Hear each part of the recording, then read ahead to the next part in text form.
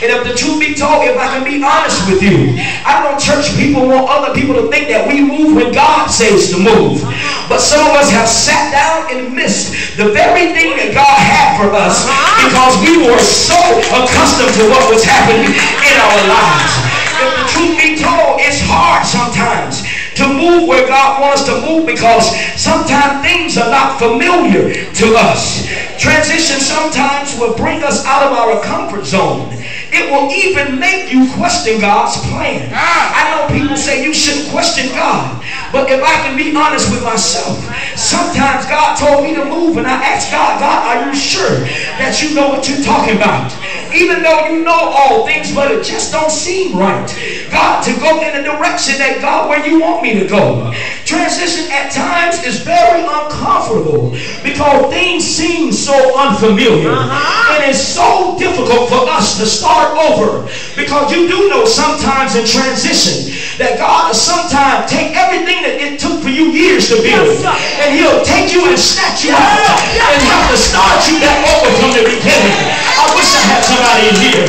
I tell you what, sometimes transition can be very difficult, and I know that you've been in that relationship for years and it's been hard for you to let go because you've been relying on him to pay all of your bills, and you think that now you can't make it because he's been the breadwinner and he's been the provider.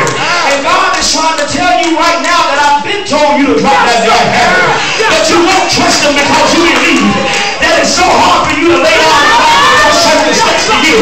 But God is saying that that relationship is over, but you're still running behind the same person. You're still running behind the same thing. And some of you have missed your mark.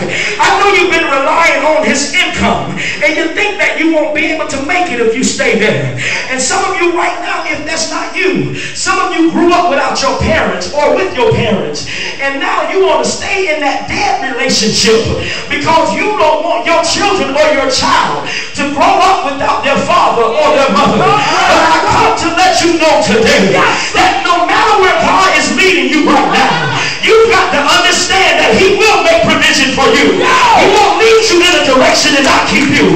He will not lead you down a dead end road. But I come to let you know today is that you've got to trust God with everything you have. And if you said to move, baby, you got to get up out of your seat and move where God wants you to move. Because the things that God has for you is greater than what you have right now. I wish I had a few people in here that know what I'm talking about. Somebody ought to give God praise in this place. Maybe that's not you, but maybe you think you're too old.